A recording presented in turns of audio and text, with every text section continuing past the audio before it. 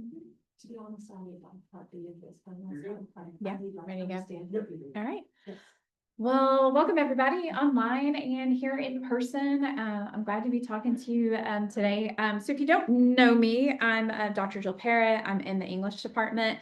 And for about 6 years, I was the co-director of our immediately passed quality enhancement plan on critical reading. So that's where my expertise on reading comes in. And since then, I've been really interested in it and have done some research and gotten some publications in like the science of reading kind of stuff at the university level.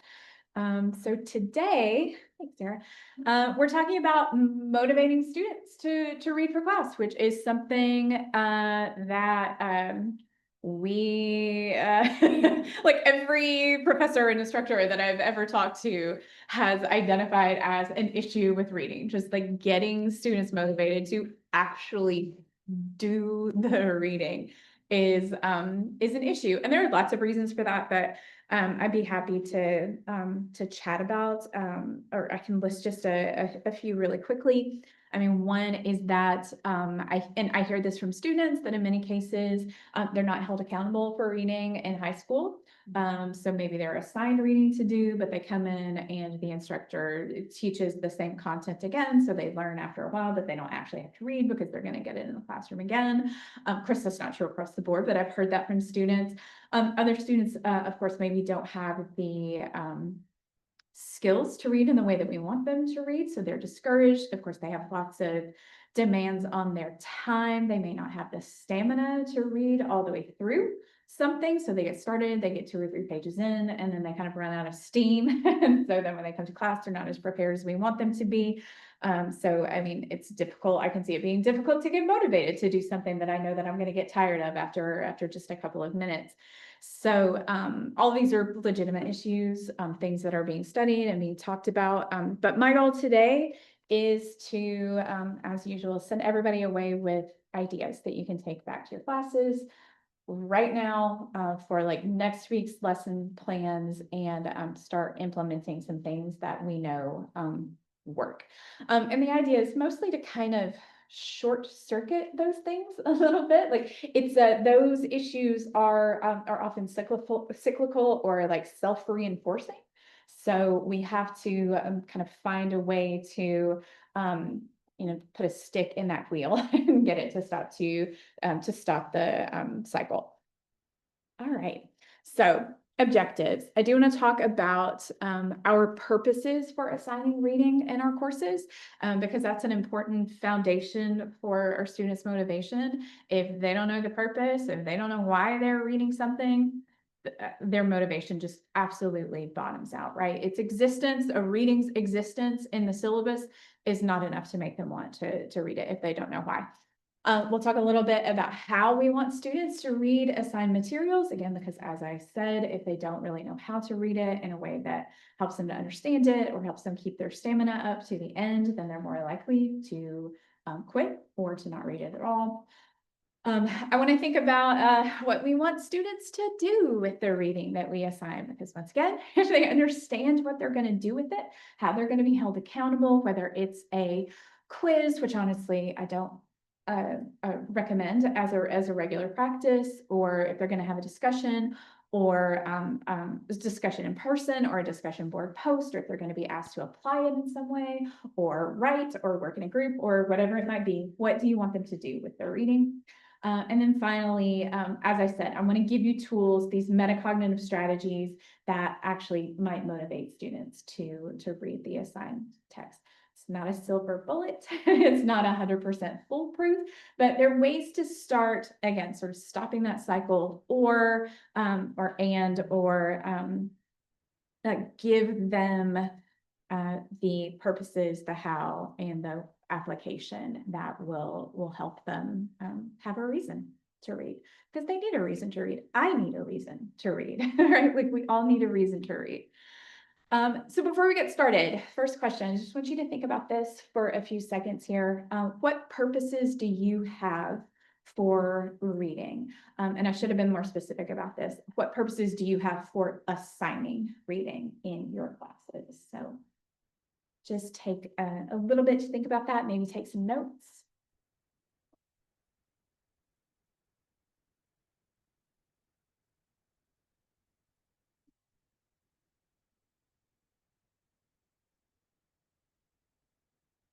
Feel free to think about one assignment with multiple purposes or different assignments with different purposes. Go to question 2, back to the objectives. How do you want students to read? That one might be a little bit more difficult. So by that, I mean, do you want them to annotate?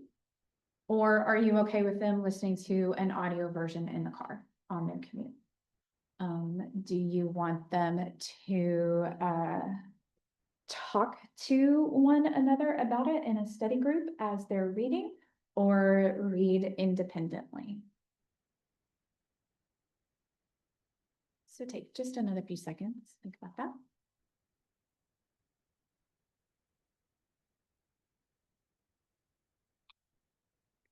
And then question number 3 is, as per the objectives, what do you want students to do with the reading? Right? Are they going to discuss? Are they going to write? Are they going to be asked to apply it in some kind of lab setting, et cetera? Let's take a second to think about that.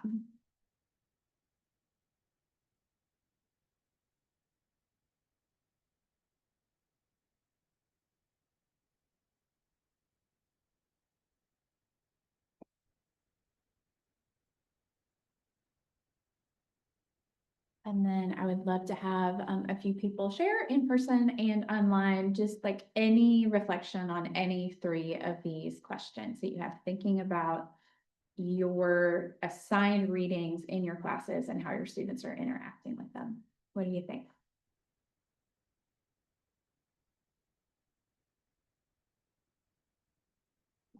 Go ahead. So some of the things that I want my students to do is just introduce them to the topics. Mhm. Like in GSD, we go over a lot of things like how do we learn, why we learn. So I want them just to kind of introduce that because they might not be as familiar with them. Key vocabulary and terms, like it's okay if they don't understand it in the moment, but I do just want them to have that initial exposure to it. Mhm. And then also just being respectful of different learning styles. I think some students are going to learn better by reading the text than they would with an in-person activity. And I think it just provides that opportunity for students to learn that way. Yeah, perhaps even reinforce it by doing both, Mhm. right? Okay. Any other thoughts or anything online? Nope, okay. Anything? No, That's pretty fair. much an overlap. The only thing, and you might have hit it at the end, but I'm not sure if it's a different point, is I encourage them as another way to reinforce. So they have a recorded lecture at home, they have the reading, plus they have activities and discussion in class. So to me, it's like another, because they have to memorize. It's like Yeah. it's an entry level. They have to know the content. So it's one of those where they have to remember it for a test. So it's a way of repetition. Yeah, and we know that cognitively, the more often or frequently a student is exposed to an idea, the more likely they are to remember it. So here's my next part B for that. Do you think students understand and or care about our purposes for their reading? You think they do? Yeah. Yeah, I think everything I do in the classroom, I try to explain about my purpose and application. Good. I also try to explain it in terms of the program, right? Like I try to explain what level of comprehension I want them to have in this particular class. I do it in a couple, but I'm in what I'm doing right now. But this one, it's introductory, and so I explained to them, I said, this is going to be a broader understanding. We're introducing it. Yeah. We're going to reinforce it here, and then later in field work will be where you master some of these concepts, like.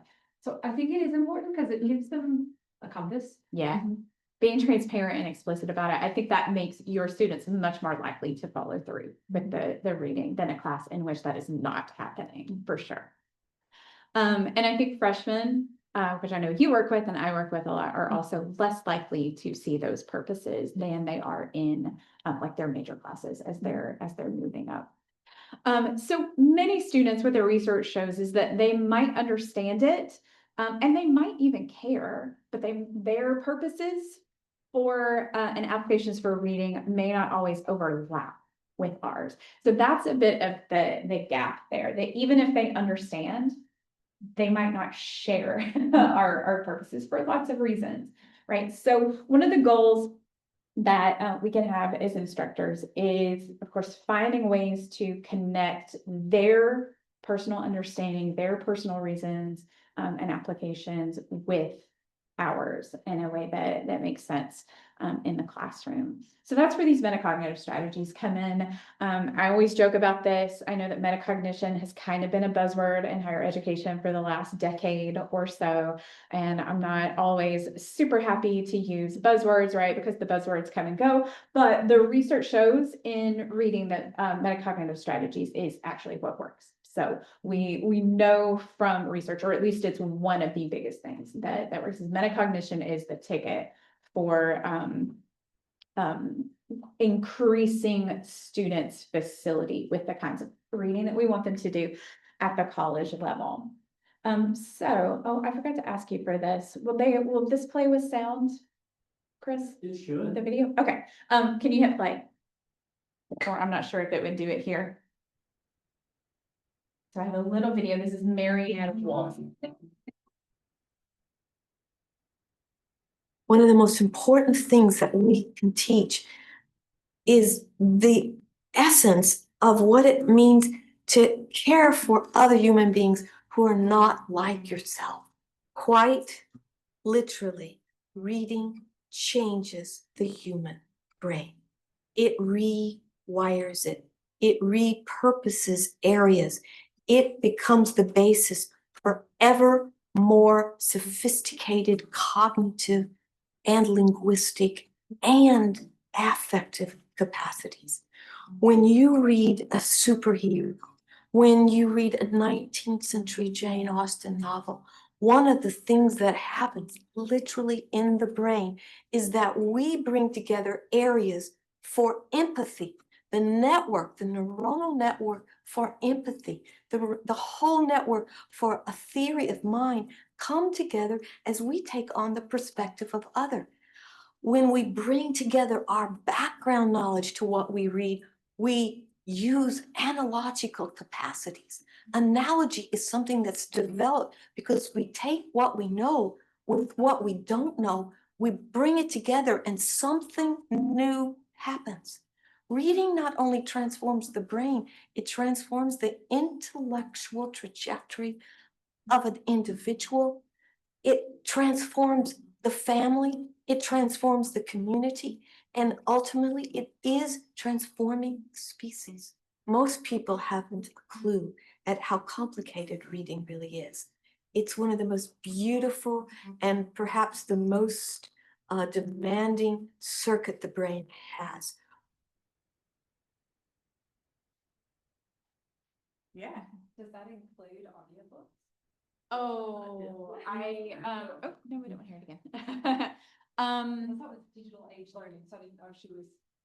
I imagine that in some ways it does, but probably not always, having read her work. So Marianne Wolf is wonderful. Her book, Proust and the Squid, and just to make a book recommendation, is awesome. She's a neuroscientist who studies the reading brain, like the way our human brains change both evolutionarily over time and kind of individually as we grow through our life stages cognitively. So I love that little clip of her. She was here actually in like 2018. So as part of the QEP, we brought her in one year and she gave a Chautauqua lecture, and she was just a lovely person in person as well. I got to spend some time with her. She was great.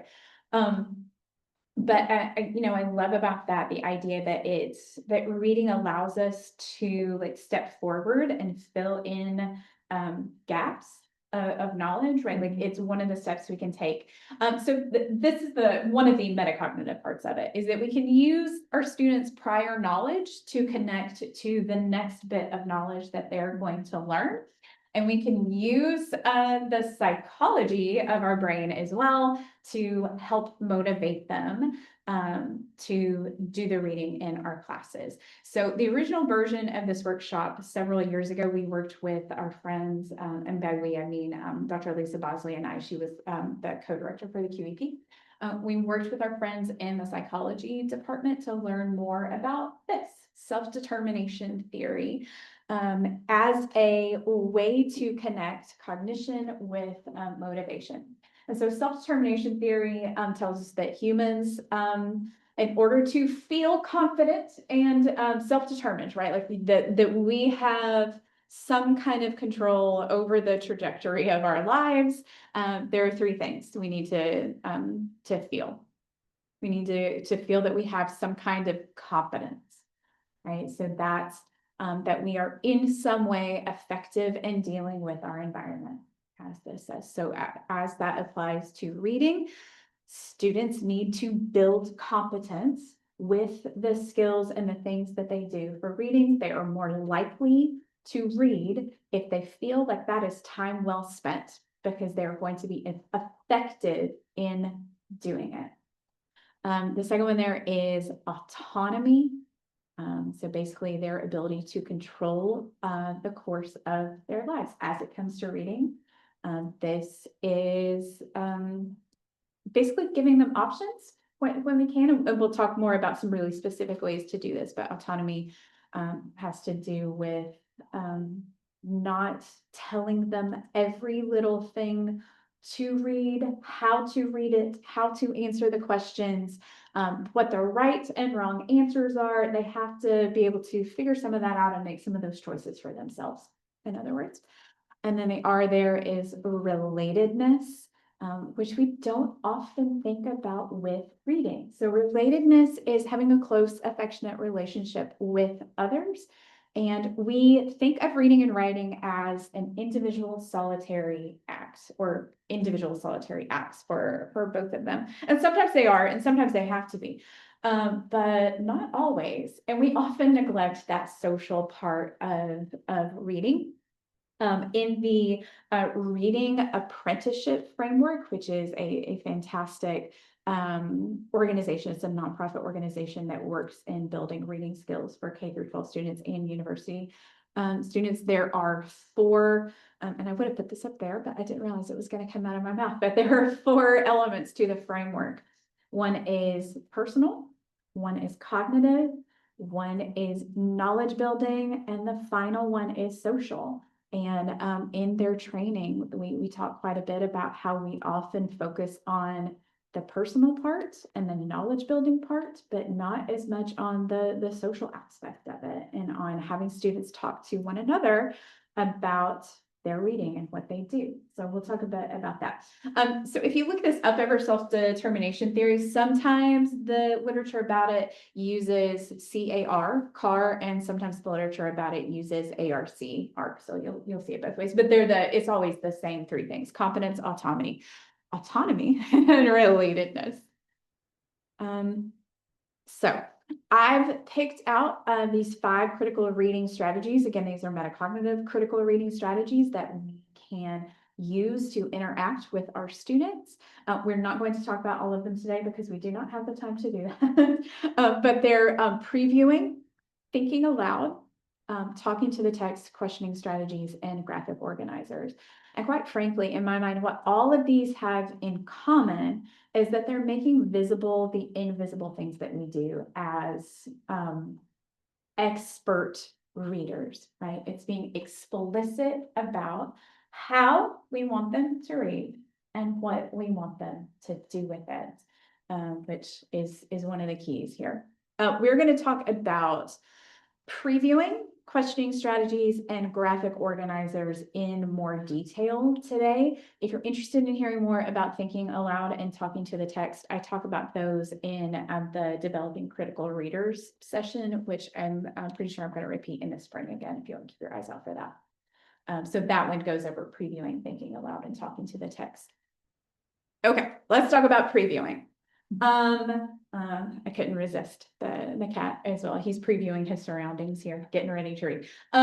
So previewing is basically exactly what it exactly what the word would indicate to you. It's taking some time out of your schedule in class to preview with the students what the upcoming reading is. And what I always say about this is that it's a small investment for a big outcome, right? Because it makes the students more likely to follow through, right? And so there are quite a few things that we can do for previewing or to preview in class. One thing is to just like open it up, look at it with them, and read aloud the first paragraph with them. What that does is it gets them started on it. They're more likely to finish something that they've already started. But if you want to take it a little further, give it a little more nuance, a little bit more layering, you might ask them questions as part of the preview. So questions like, what do you already know about this? Right? So that might be from their personal experience. It might be from other classes, or it might be a little bit of a review of what you've already covered in your class, right? To help them make that connection. Or it might be something like, what questions do you already have about this? What questions do you have that you want to have answered, right? Because that's, if we ask a question about something, we're more likely to want to know the answer, right? We're curious little critters, right? We want to know what the answer is. Our human brain wants to tie those loose ends up. Or you might also ask them something like, what do you predict this is going to be about? This is going to say, what do you predict? For example, if you're maybe reading like a research article, helping them learn how to do that, what do you predict their findings are going to be just based on the title or the first paragraph? Also added to this, what do you want to know with that? What do you already know about this topic, and what do you want to know? So building their curiosity a little bit with that. So before we go to the next slide, I want to throw it out there. Our CAR, competence, autonomy, and relatedness. Sorry about the hanging G there. Don't know what happened. Whoops. In what ways do you think that previewing with students will allow them to plug into, let's start with autonomy. In what ways does this help them build autonomy for the assignment? Just connects them. They're like, oh, I already know something about this. Yeah. Like, it's not as scary. Yeah, it's not scary. I already know something about it, and I can build on what I already know, right? Especially with that, what do you want to know? If you ask them that, it shows that they are allowed to have their own interest in the topic, not completely decided by us as the faculty members telling them what we want them to take away from it. It's giving them that feeling that, like, oh, okay, I'm allowed to have my own interest in this. I'm allowed to sort of have some free thought about it outside of what my instructor is also going to tell me. What about relatedness?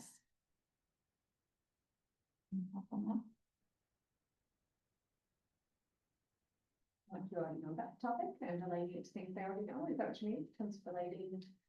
So relatedness has to do with social things with other people and each other. Yeah.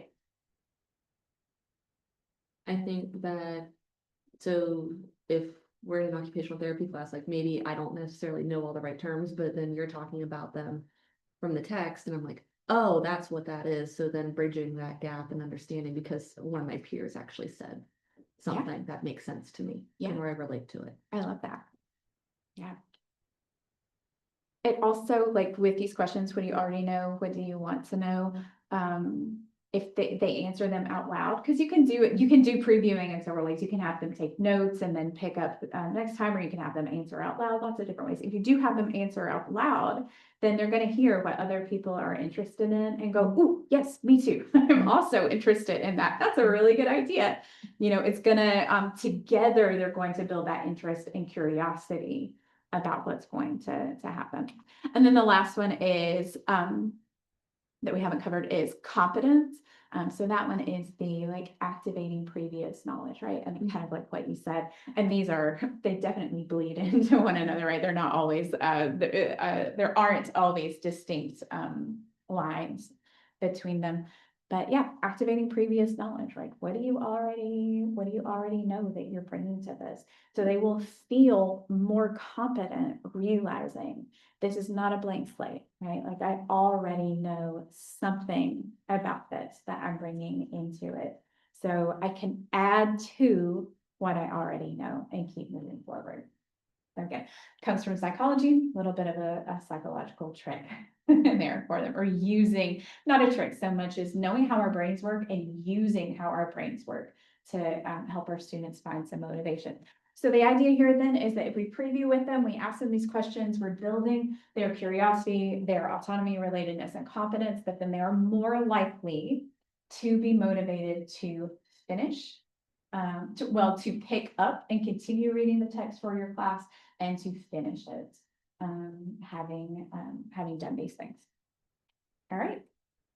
Let me pause. Any questions about previewing before we move on to asking questions? No? Yeah, previewing is pretty simple. To me, that's, like I said, it's like small investment, huge outcome with that one. All right, asking questions. This is, once again, exactly what you think it is. It's kind of a two-parter. So one part of asking questions is this top bullet here, modeling disciplinary question asking for your students. So with reading apprenticeship, it's always the idea that we are expert readers and our students are novice readers or non-expert readers.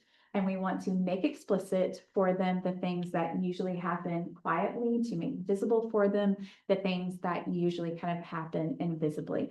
And often for us, the struggle with that as instructors is that we've known how to do this for so long, like it's been so long since we walked through that threshold for the threshold concept. Sometimes it's even hard for us to figure out the words to model what we're doing because it comes so naturally to us in a way that the students don't. But if we can dig into that and think, okay, when did I walk through this threshold of being able to ask questions in my discipline, and how did I learn how to do that? Then we can make it visible for our students.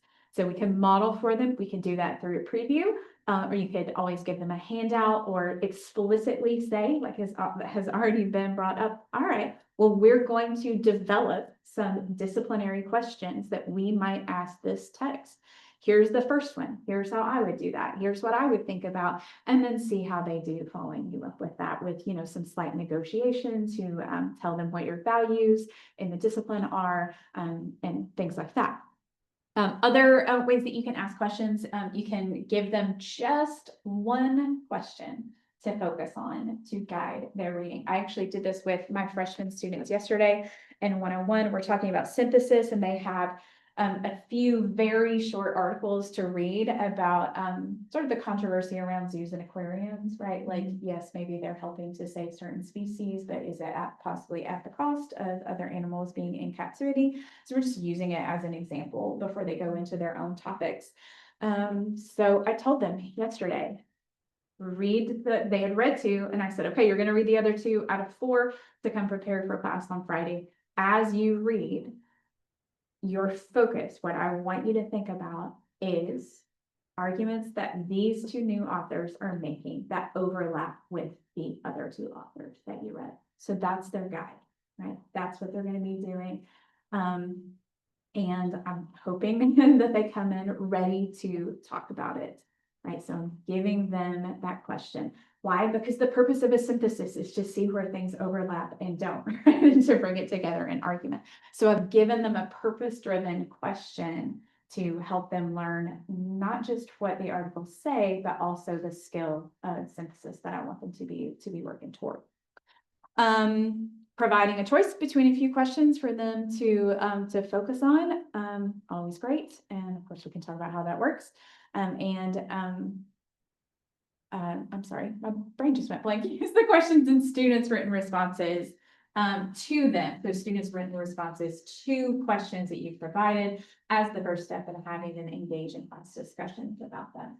So discussion questions are great. if students are going to be held accountable for them in some way, right? So they need to know that you're going to take up their answers, that they're going to submit them, or that they're going to talk about them in class together, that in some way they're going to be expected to have answers and be held accountable for those answers.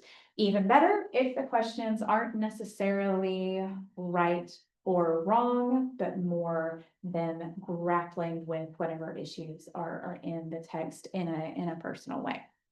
So looking at this, what about this is plugging into students, let's start with competence for this one. What's plugging into students' competence?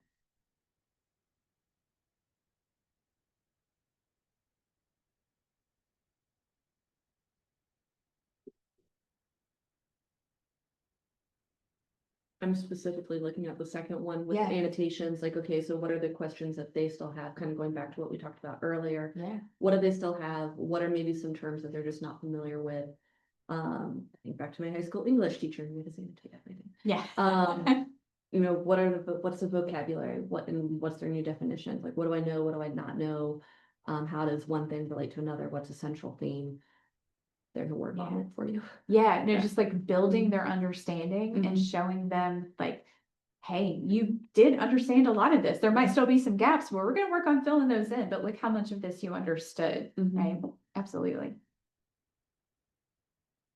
I also think that modeling disciplinary questions, I would hope that over the course of the semester, they would become more and more independent at that. So maybe at the beginning of the semester, you're doing most of the modeling, or the question asking to show them. And as the semester continues, they become more and more independent at being able to ask those disciplinary type questions. So they're building their confidence as the course goes along. And learning that you will hold them accountable for reading, right? So they'll be motivated to read and being able to develop those questions on their own. What about autonomy?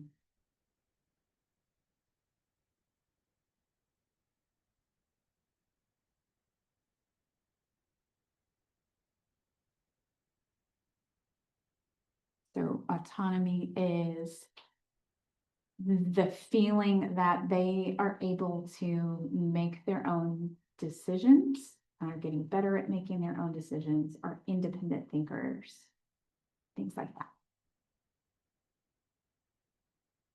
I don't use choice from content like questions, but I do allow them to answer the ones that they feel they need to for their own learning.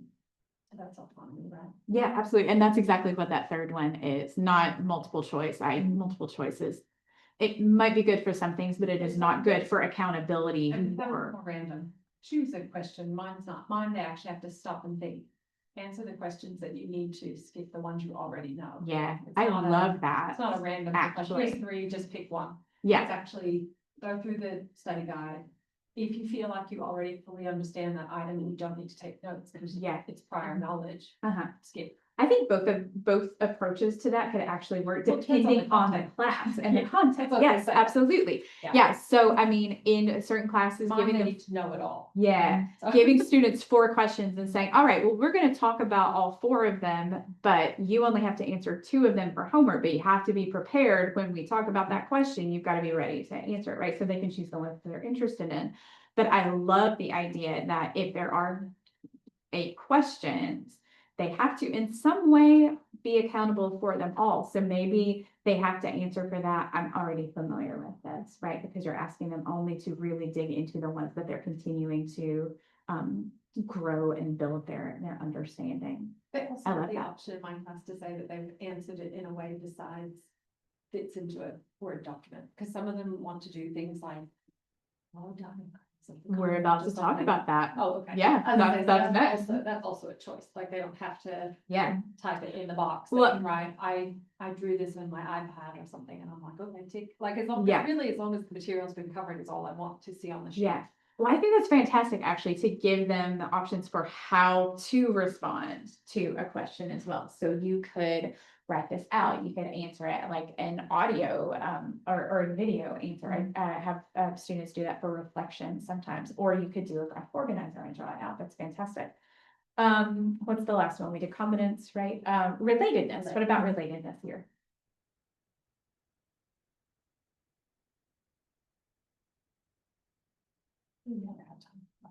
discussion. I would love class discussion. Yeah. That's the one on the list, right? The related. Yes. Yeah, relatedness is could be discussion. So for this one, I might do something like we've been, I just mentioned, right? So if I gave them 4 questions and I say, you have to answer thoroughly and in great detail 2 of these questions and be prepared to talk about them. Then when they came to class, I might put them in small groups and they have to get in the group for 1 of the 2 questions that they answered. And then together they can talk about it and then maybe like do a quick presentation so that the people who didn't answer that particular question are familiar with it and we can talk it out. So they're working with other people.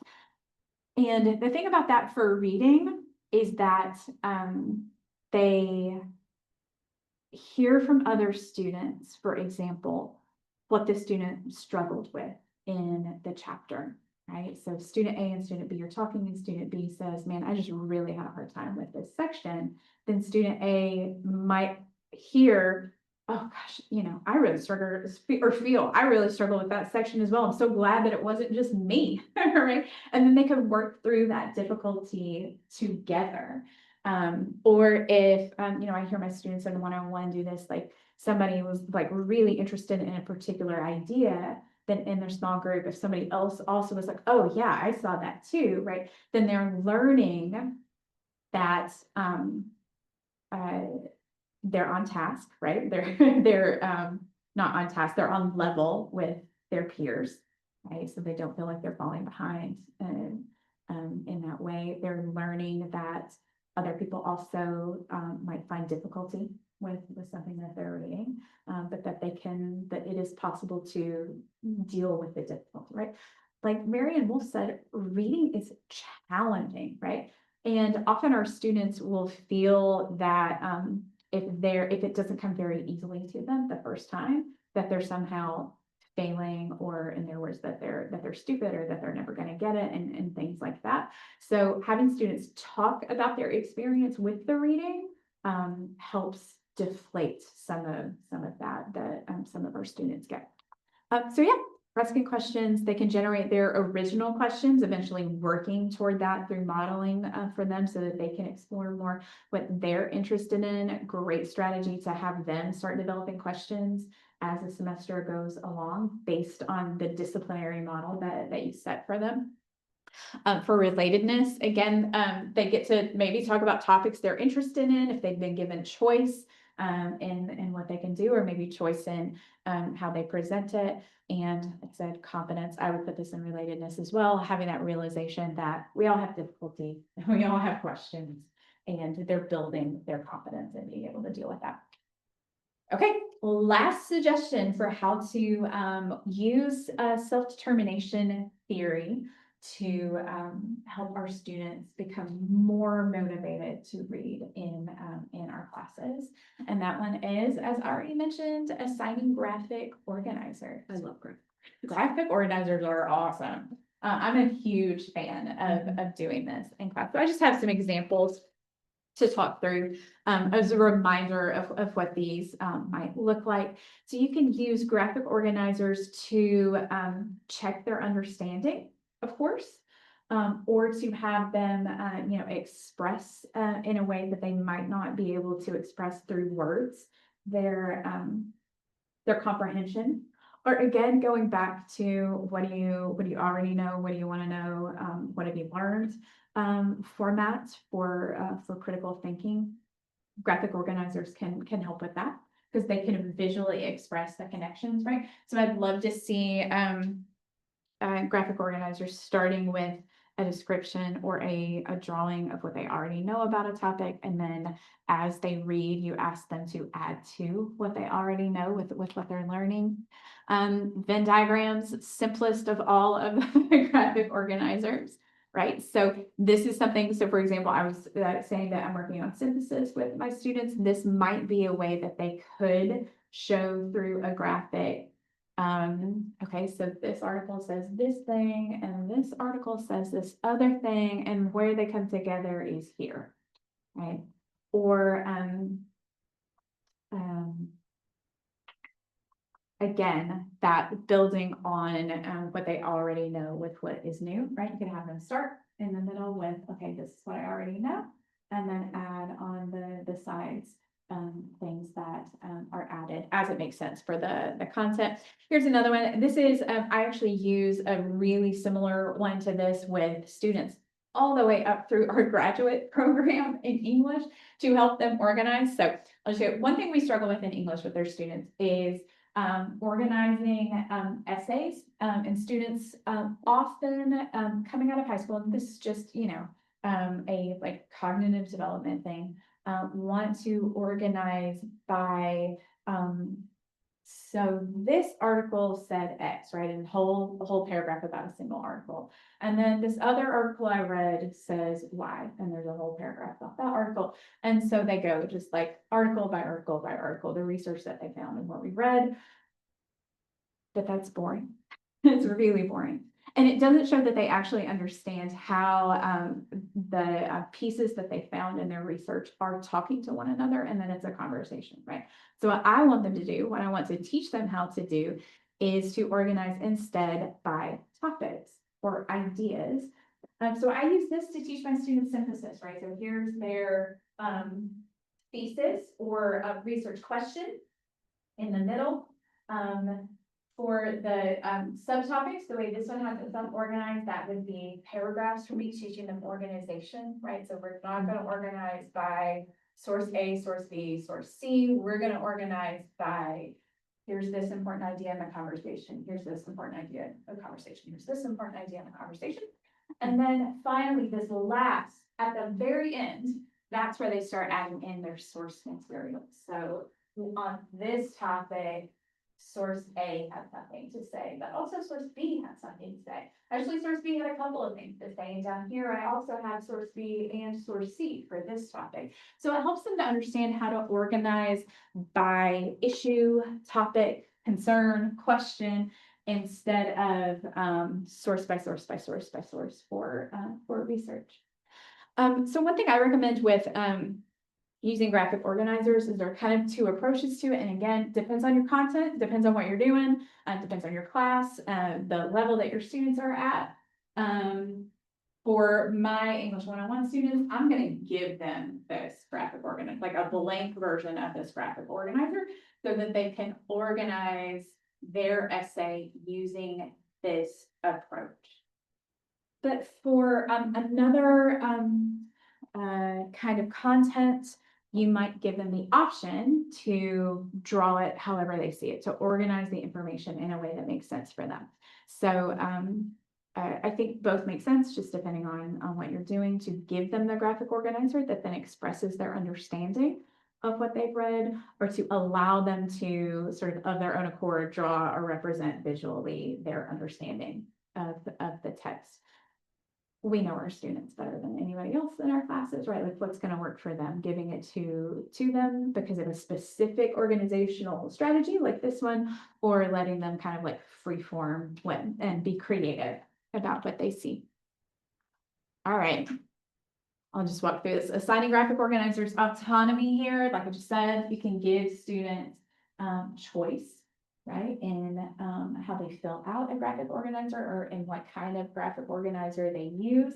It doesn't even have to be as neat as these, right? It could be really, really messy. One of my favorite activities that I use in a graduate class that I used to teach is I asked them to like tell the story of their writing process visually without being able to use any words.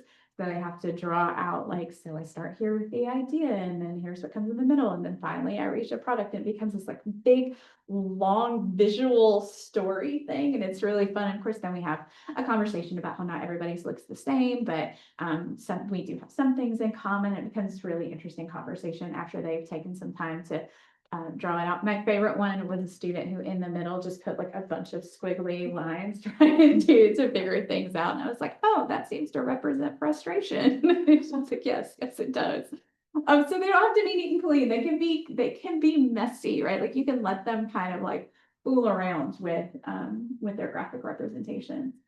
So that gives them some autonomy. again, with relatedness, the idea there is to get them talking to each other. I could see with visual organizers, having them share and walk through what they put together, and maybe having other students ask questions about it. It's also going to help them understand the material better, because if you put something in yours that I didn't, that reflects maybe a deeper understanding of the text, well, I'm going to see that and go, oh, okay, well, I see where I missed that, right? Or maybe realize that I need to go back and read it. And finally, with competence, just basically understanding better through the graphic. And I would say for these assignments, if they don't understand it pretty well, they're not going to be able to represent it in a visual format, right? It's going to be more difficult to draw out a chapter, write a summary of a chapter, if you haven't actually read it and understood it. I think it's harder to fake, as much as I love writing as a writing teacher, I think it's harder to fake a visual than it is to like fake a summary in words. So it might require them to go back and check their own understanding, which again is one of those metacognitive strategies that we know works, self-regulation of your reading strategies. So if they start trying to draw and they realize, I don't understand this well enough to put together my image, they're going to have to go back and try again. So that self-regulation, self-checking of their understanding is actually really important to student growth and becoming more competent readers, is being able to understand and stop themselves when they're not comprehending what they're reading, and try again, maybe with a different strategy this time. So I'll go here. Final questions. What can I answer, or what ideas do you all have? Anything we need to go back and go over? What are you thinking? What can we clarify or do to get you doing this in your classes?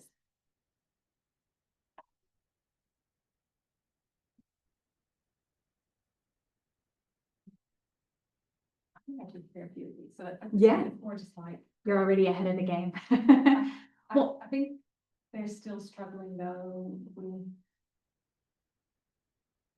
the next step. They're working through the study guide, but I don't think that they are exploring their learning deeply enough. I think they're just looking to answer items, and that's a little too narrow. It's not enough to get them through the tests. Yeah. The study guide is designed to point you in directions of key spaces in your reading.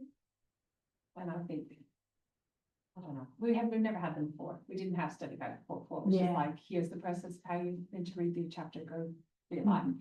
And then we thought, well, maybe we'll try to like coordinate prompts with the exam so that spaces are similar. Like, it's not like the question is here and then that's what they see on the exam, right? Like, right. Just like look and understand, you know, the different types of verbs, for example. But then they're still going to have to know which structures were damaged and which type of verb, or whatever. So let's think about that in terms of self-determination theory. How could all of us brainstorming? How could you increase their autonomy in this process? I'm not sure.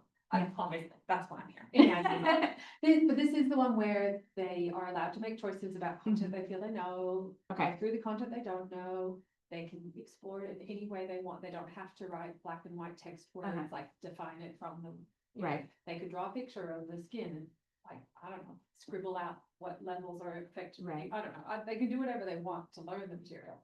And it's not graded. The handing in is not graded. We tell them this is a learning guide, you know, you're not going to get things wrong, or, you know, all that. So they already have quite a bit of autonomy. What about relatedness? We don't have time in class. That's what I was saying. I would love to have more discussion time in class, but the class structure doesn't allow for it. I do encourage them. They have a number of learning advisor opportunities, some that meet specifically for our class twice a week, and then other open times that they can go. I asked them, I said, you can find a reading buddy. I said, you could even take turns reading sections and then just quickly talking back about what you think I might ask as a question on that section, like you read a section, say, I bet she could ask about this, this and this, and then Right. they read the next section and they say to you, I bet they could ask this, this and this, you know, Yeah. try and like guess out of that section, like what sort of question might come out of it. I don't know if they do it. I mean, I think that's a great idea. But yeah, getting them to do it is the thing. I mean, I think even if you have 2 minutes at the end of class to start previewing maybe, or to ask them like, yeah, people are starting to stare at me. I got 10 minutes.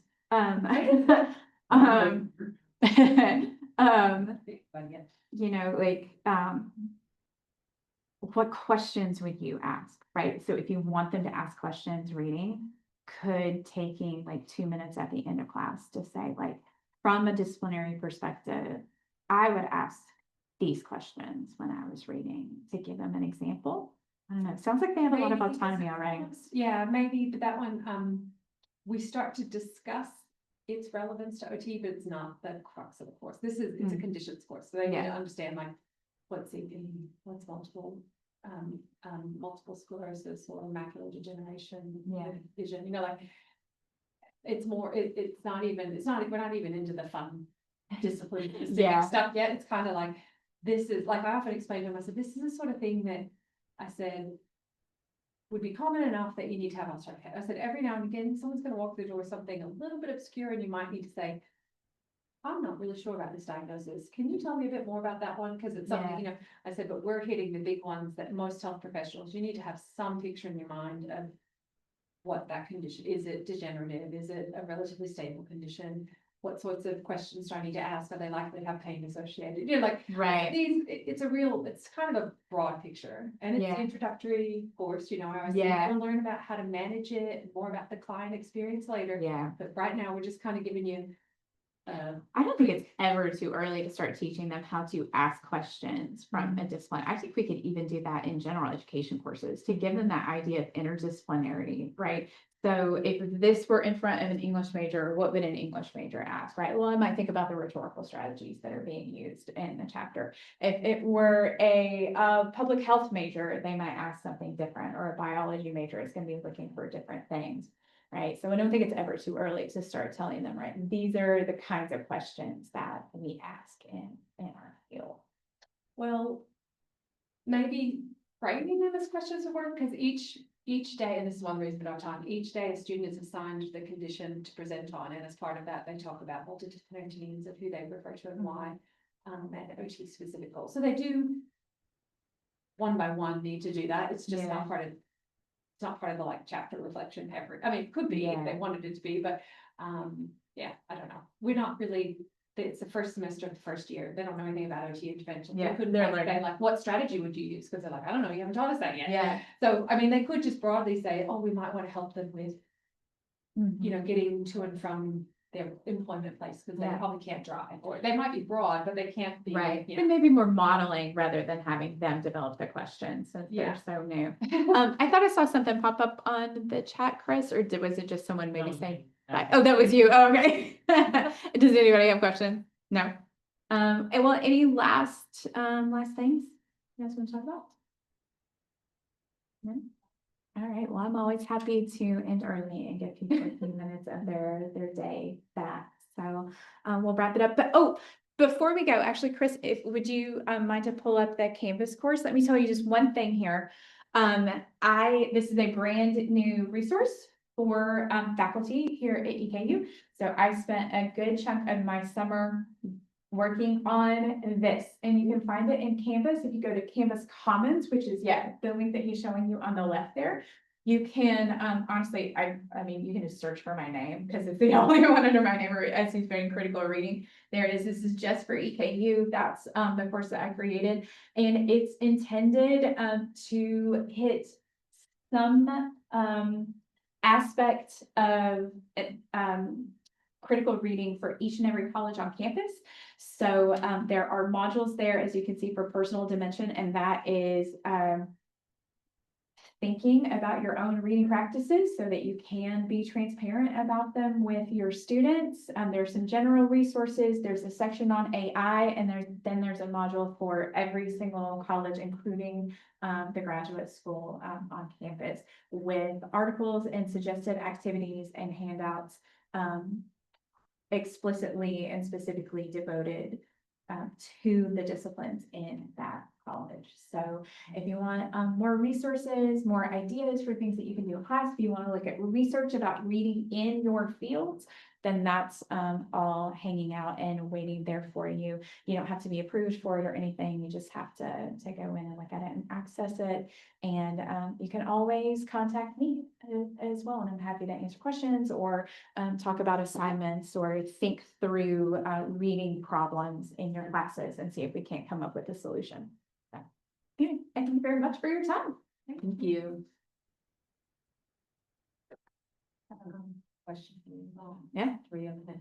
So we tend to